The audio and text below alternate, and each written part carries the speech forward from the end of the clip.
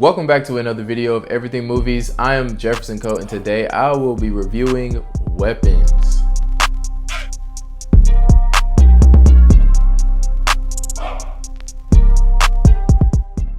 Day is like a normal day for the whole school. But today was different. Every other class had all their kids. But Mrs. Gandy's room was totally... Alright, so Weapons is directed by Zach Krieger. Apparently he's made another good and successful horror film. Y'all know I'm not that big on horror, so I don't know what he's made in the past, but he made Barbarian. That's his most recent horror film, and now he's making Weapons, and he wrote and directed this one. This movie is starring Julia Garner. She plays, what was her character's name? Justine. And then Josh Brolin, and he plays Archer. And then there's also some more cast members like Alden Ehrenreich. I don't know how to pronounce his name, but he plays Paul. Those three primarily are like the three main characters, and then there's other characters that the film follows. But Julia Garner, man, I gotta say, this is the second movie that I've seen her in this summer. She's doing pretty good. Like, she's in Marvel now, and she's in this movie. Like, I really liked her. And then obviously Josh Brolin, he played Thanos, and so I was like pretty interested in seeing his take, and I think that he did really good with his character in this movie. Now, the reason this movie was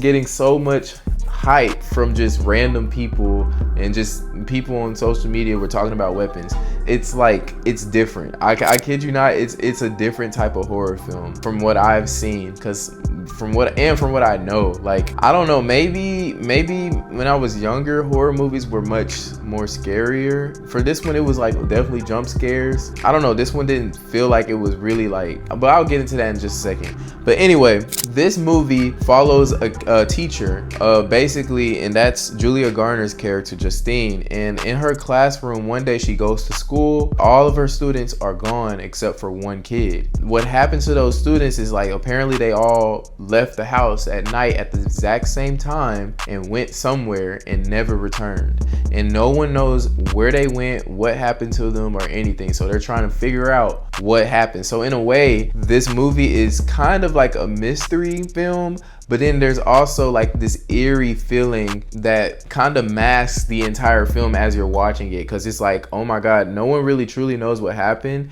And as we feel like, as the characters get closer to figuring it out, you're still like kind of nervous, because at the same time it is a horror film, so you're like, what is gonna pop up and what is gonna like take somebody or kill somebody, whatever. And so that was an interesting aspect of the film. But I think the most interesting thing about this film, and the coolest thing about this film, is that the way they told the story. So Julia Garner's character is, like I said, she's like, they generally follow the movie through her, but she's not the main narrator in a way. And like, because in the movie it starts off with from her perspective, but then it goes like after we see her life for a few days, it goes from the eyes of another character, and it retells the story from those few days, and then it goes to another character and it tells the story again from their perspective. And I just thought that was really, really cool, especially in this like one scene where the teacher goes out at night. She's going through a lot because her students are like, she has no idea what's going on, and people are actually blaming her and saying like she planned it all. And so it's a very human and natural reaction that she has. Like, she's sulking and she's grieving and she's going through a lot. She's indulging in alcohol and stuff. And so it's just like, you see her being like a very broken down character. And so, and it's funny, when she goes out one night to go drinking, she meets up with another character, and like, from her perspective, the way the movie tells it, you know, they meet up and have a good time, and then the next scene starts the next day. But then when we get to his perspective, we find out what really happened that night, and they actually hooked up and this and that and the other. And I thought that was pretty funny, because she, in the beginning of the film, was an actual unreliable narrator, because we were like watching a drunk person and tell the story. But in reality, the more things happened, but we just didn't get it as the audience, because we were looking through the eyes of an unreliable narrator. And so I thought that was pretty cool. But basically, like, like different, and I loved how different things were happening for different characters, and seeing the movie unfold from their eyes. I thought that was the coolest thing about this movie. Now let's get into the jump scares and the scary stuff, the stuff that was happening. Honestly, I will go into a little spoilery territory, because if I really want to truly say how I feel about this movie, it will be into spoilers. So for the most part, I will say, before I get into those spoilers, this movie is a fun film. It will, if you like horror movies, if you like scary movies, I say go ahead and give this one a shot. It's very interesting, and the storytelling is cool. The cinematography is very cool. There are some like hard to watch scenes, so beware. But obviously, if you're a scary movie fan, you probably have seen it all by now, so this probably won't even faze you for real. So yeah, I enjoyed the movie. Before I get into the spoilers, I will say this movie was probably, now mind you, I'm not that big of a scary movie fan, so this movie for me was probably a 6 out of 10, maybe 7 out of 10. Now, yeah, 7. I'm gonna give it a 7. I'm gonna leave it at that. Now I'm gonna get into the spoilery territory of this movie. So if you have not watched the movie yet, I would advise you to go watch the movie first and then come back to this video.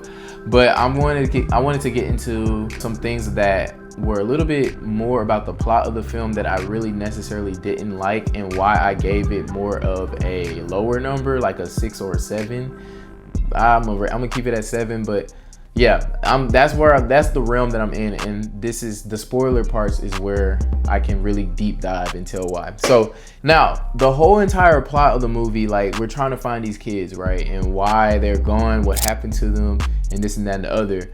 We end up finding out the evil force behind everything, and it's not like a demon, it's not like a monster, it's just a lady that does magic. So she's like a witch, I guess, and she does like, and it's not like Disney magic where there's flashy lights and stuff. It's like she gathers objects from other people that belongs to other people, and she like makes a potion, some type of like mixture of things, and then she uses her blood and, like, you know, crack. It's that type of stuff. And once she does all of that, she has control over these people, and she makes them do very horrific things. And I think once they revealed that in the movie, it wasn't like a quick reveal. It was like, as you are watching the movie, you're slowly starting to figure things out.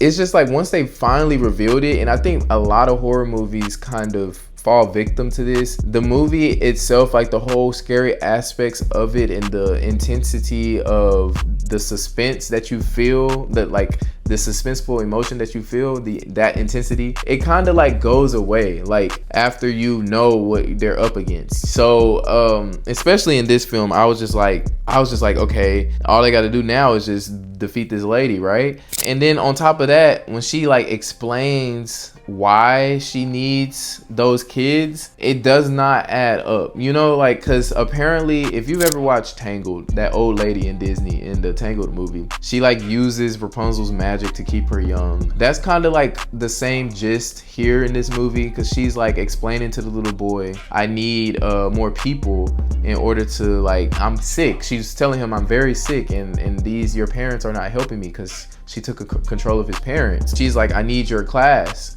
And he's like, okay, cool, I'll do that for you as long as you leave. Obviously she doesn't leave. He in his class goes to her, but it's like she still needs more. And I don't understand what she needed the students for, because she was saying like, I need it because I'm getting old, I'm about to die. When they reveal like her true form at the very end, she still looks old and wrinkly and about to die. So I'm like, did she get these kids for what like reason? And I'm like, and her powers over the people did not really seem to like heal her, in my opinion. I think she was just using them to do crazy things, but she wasn't. If you look at the people that were under her control, it did not look like their life was getting sucked out of them. It didn't look like they were getting older or getting like weaker or whatever. It just looked like they were in a trance, and the boy had to just keep feeding them some soup so they could just like physically stay alive.